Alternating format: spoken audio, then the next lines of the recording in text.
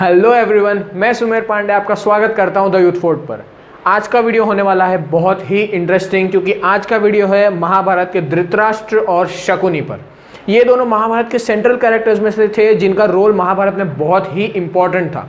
To know more about the roles, keep watching the youth fort.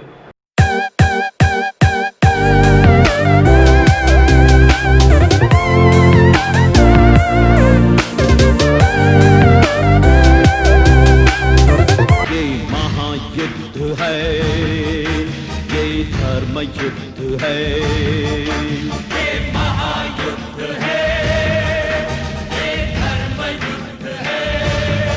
तो सबसे पहले हम बात करेंगे महाराज धृतराष्ट्र के बारे में। ये जन्म से ही अंधे थे। इनकी वाइफ गांधारी ने अपनी आंखों पर पट्टी बांध ली थी। इनके 100 बेटे थे और एक बेटी थी। क्योंकि ये अंधे थे इसलिए किसी भी शस्त्र से नहीं लड़ सकते थे, लेकिन इनमें 1000 हाथियों का बल था।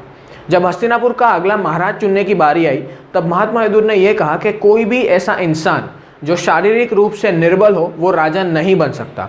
इसलिए धृतराष्ट्र को राजा नहीं बनाया गया, उनके छोटे भाई पांडु को राजा बनाया गया।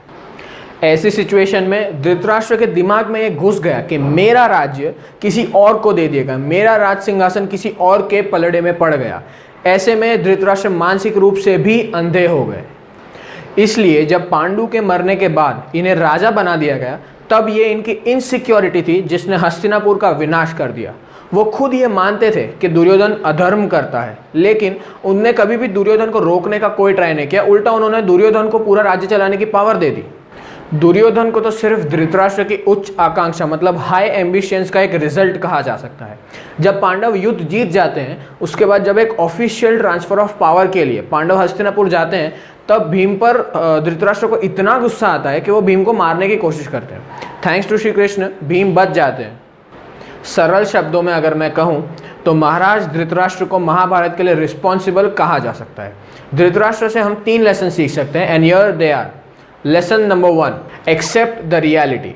धृतराष्ट्र को ये बात मान लेनी चाहिए थी कि वो राजा नहीं बन सकते, और इसलिए कई सारी ऐसी चीज़ें जो शायद उनके सपने हैं बट वो असलियत में नहीं किए जा सकते। Lesson number 2, do not be over ambitious. Dhritarashtra की उच्च आकांक्षा का ही एक रिजल्ट है दुर्योधन, जो हम देख ही रहे हैं कि उनकी वजह से क्या क्या हुआ। Lesson number 3, do not discard practicality for emotions. ये धृतराष्ट्र का दुर्योधन के लिए इतना अटैचमेंट था जिसकी वजह से वो दुर्योधन को कभी कुछ नहीं कहते थे, और उसका रिजल्ट आप देख ही सकते हैं, जैसा कि मैंने कहा कि वो मानसिक रूप से भी अंधे हो गए थे। ओके, सो अब हम आते हैं गांधार नरेश शकुनी पर। शकुनी दुर्योधन के मामाश्री थे और गांधारी के भाई थे। शकुनी को एक बहुत ही कनिंग और एक बहुत ही सेल्फिश इंसान कहा जा सकता है। साथ ही उन्हें महाभारत में हुए युद्ध का पूरी तरह से मास्टरमाइंड कहा जा सकता है। शकुनी को हस्तिनापुर से बदला लेना था, जिसके कई सारे रीजंस थे, जिसमें से मेन रीज़न ये था कि उनकी बहन गांधारी की शादी धृतराष्ट्र से करवा दी गई। शकुनी चौसर में बहुत निपुण थे। शकुनी ने यह प्रतिज्ञा ली थी कि वो कुरु वंश का विनाश कर देंगे, और ये प्रतिज्ञा लेते समय उन्होंने खुद अपने पाँव को स्टैब किया था एक तलवार से, ताकि उन्हें हमेशा ये प्रतिज्ञा याद रहे।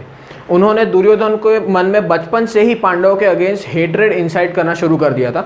उन्होंने दुर्योधन की पूरी लाइफ ही पांडवों के विनाश में लगा दी, जबकि एक्चुअली उन्हें कोई फर्क नहीं पड़ता था कि दुर्योधन सक्सेसफुल हो, वो राजा बने या ना बने। उन्हें फर्क सिर्फ एक चीज़ से पड़ता था, कुरु वंश का विनाश। युद्ध के 13th डे पर वो मामा शकुनी थे, जो उन 7 योद्धाओं में से एक थे और उनके लीडर थे, जिन्होंने निहत्थे अभिमन्यु को कायरों की तरह मार दिया। वो मामा शकुनी थे जिन्होंने युद्ध के 14th डे, युद्ध के बाद रात को भी एक युद्ध लड़ने की तैयारी की, जो पूरी तरह से युद्ध के नियमों के विरुद्ध था। युद्ध के 18th डे पर शकुनी और उनके बेटे उलूक को सहदेव ने तलवार से मार दिया। शकुनी को डिस्क्राइब करने के लिए सिर्फ एक सवाल की ज़रूरत है। अगर कोई मुझे ऐसा पूछे कि महाभारत का युद्ध कौन जीता, तो उसका जवाब ये होगा कि शकुनी जीता, क्योंकि उसके जीवन का लक्ष्य ही ये था, वो यही चाहता था, और वो जो चाहते थे वो उन्हें एकम्प्लिश कर लिया। So guys, that was the video on Dhritarashtra and Shakuni. We hope you liked the video, and if you did, make sure you give it a thumbs up और share करिए इस वीडियो को उन लोगों से जिनको इस वीडियो की ज़रूरत है। Also, you can follow us on Facebook, Twitter and Instagram at The Youth Fort. The links are there in the description. Also, subscribe to The Youth Fort on YouTube and don't forget to press the bell icon. Keep following, keep supporting, and we will keep creating superb content for you all. Thank you.